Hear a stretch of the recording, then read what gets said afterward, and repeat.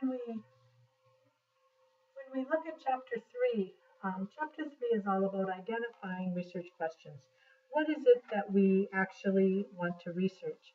We have to remember that the primary goal for conducting research is to generate new knowledge that has wide application to promote better outcomes for patients, to enhance the quality and cost effectiveness of care, to improve healthcare delivery systems, and to validate nursing as a profession that practices based on research.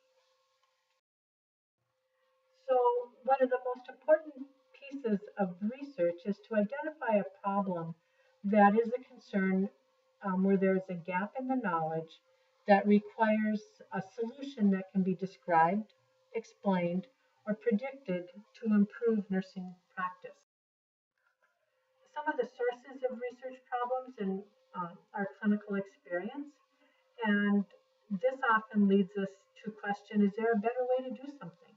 Clinical curiosity is a desire to improve patient care, and that can be one of the biggest motivators in doing research. Previous research can be used to identify a research question. What was found in a case study? Was there an outcome in a case study that perhaps could be researched to apply on a much larger scale? A pilot study, were there some studies that were done on a small number of participants that had positive outcomes? Remember that we don't want to just institute a practice change based on one research study that had a very small population. So we want to look at a pilot study and think maybe they can replicate that on a larger scale. And then systematic reviews.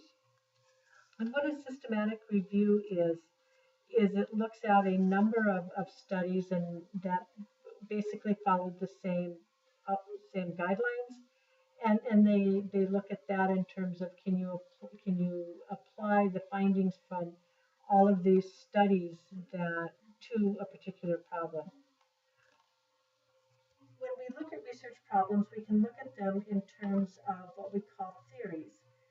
And remember when I talked earlier about theories, that theories kind of link concepts together? We have nursing theorists who based care based on a theory. And the key elements, and we'll talk more about theories in another chapter, but the key elements of all theories are based on the meta paradigm that contains four major constructs or building blocks, and that is person, health, environment, and nursing. So all of the nursing theories are based on the meta paradigm of person, health, environment, and nursing. We also can see research problems come out of national initiatives. The Agency for Healthcare Research and Quality works to improve delivery and coordination of primary care services to meet high quality, safe, and effective care.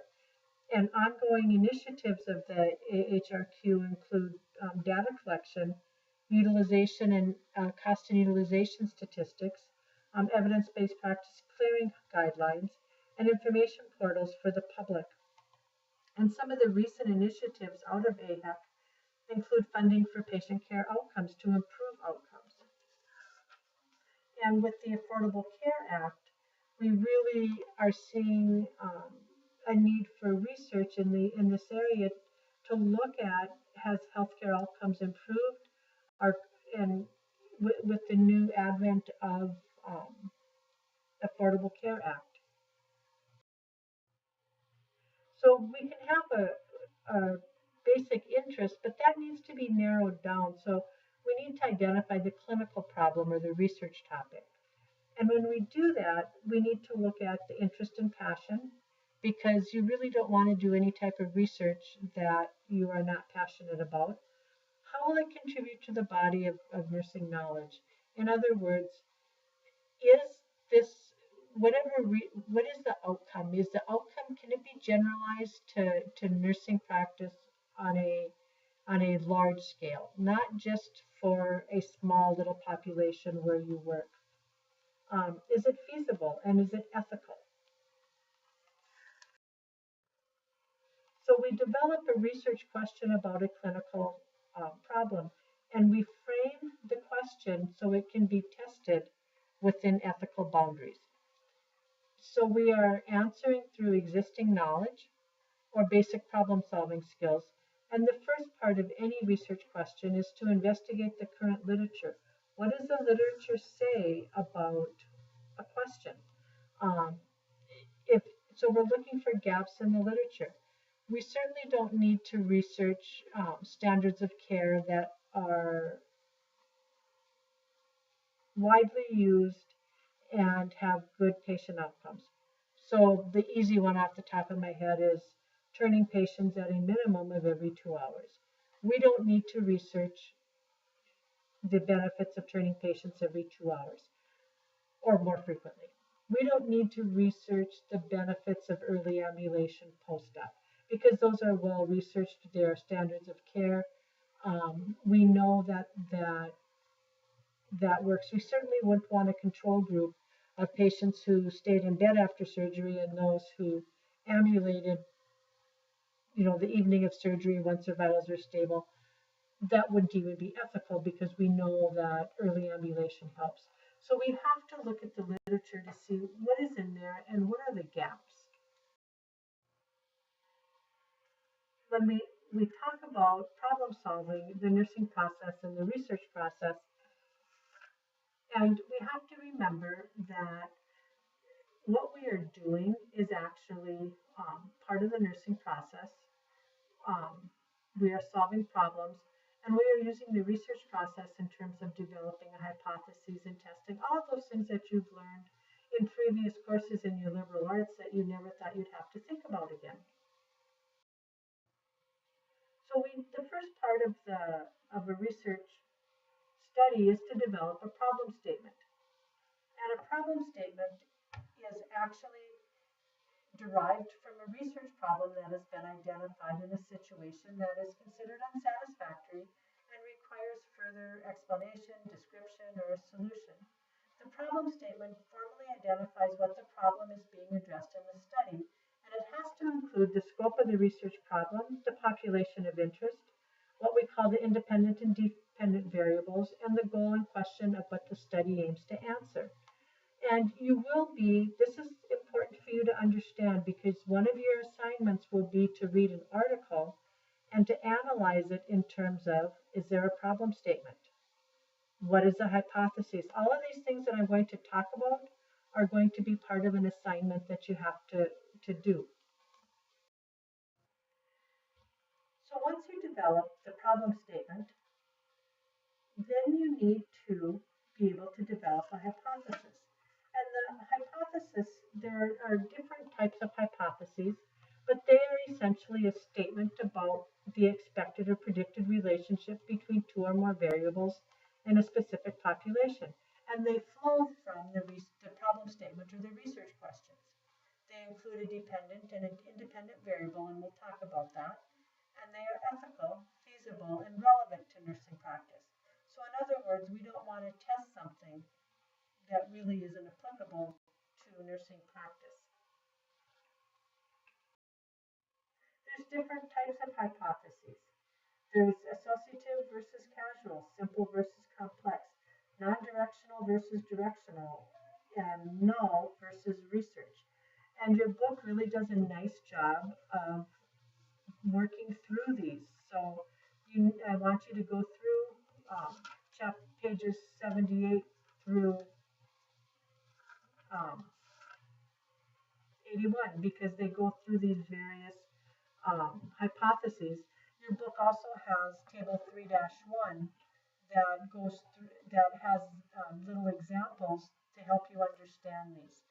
So again, you'll need to understand hypotheses when you do the assignment that I've been talking about. So in addition to hypotheses, we need to look at variables. And because in order to test our hypothesis, we have to look at variables in a phenomena that can be directly measured. So a variable is a quality or a property or a characteristic of people, groups, or objects that can be measured. They can also be abstract concepts that require some type of indirect measurement, such as a questionnaire or a scale. We can measure characteristics of people. We can measure age. We can measure height. We can measure weight. We can measure. Those can be directly measured, but on a scale of 1 to 5, those are abstract concepts. So variables can be independent and dependent. They can be mediators or moderators, and they can be confounding or extraneous. And again, you need to read through your book, and your book does a nice job of identifying the variables from pages 81 to 83. So when we formulate an evidence-based practice question, and you will be doing this, each of you will develop your own evidence-based nursing question.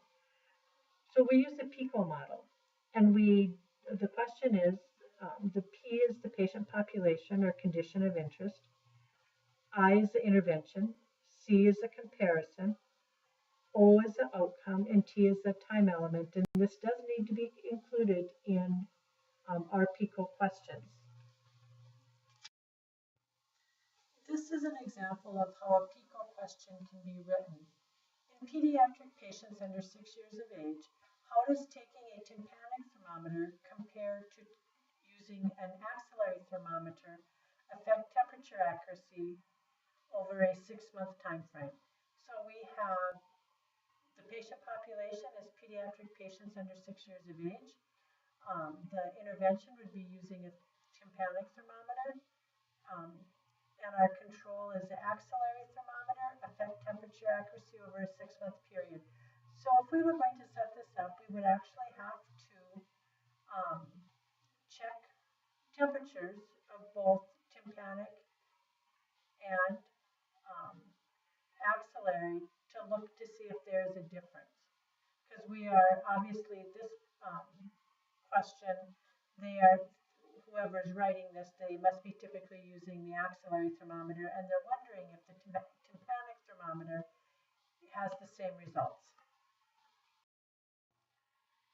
And again, as we look at keeping it ethical, we always have to make sure that our research questions can be answered while respecting the rights of the subjects, that we give priority to studies that have the potential to generate contributions to patient outcomes. In the tympanic case, or temperature case, we're wondering if accurate temperatures can be gathered by using a tympanic thermometer. And then we have to be able to recognize the difference between ethical questions and researchable questions, because not every question is an ethical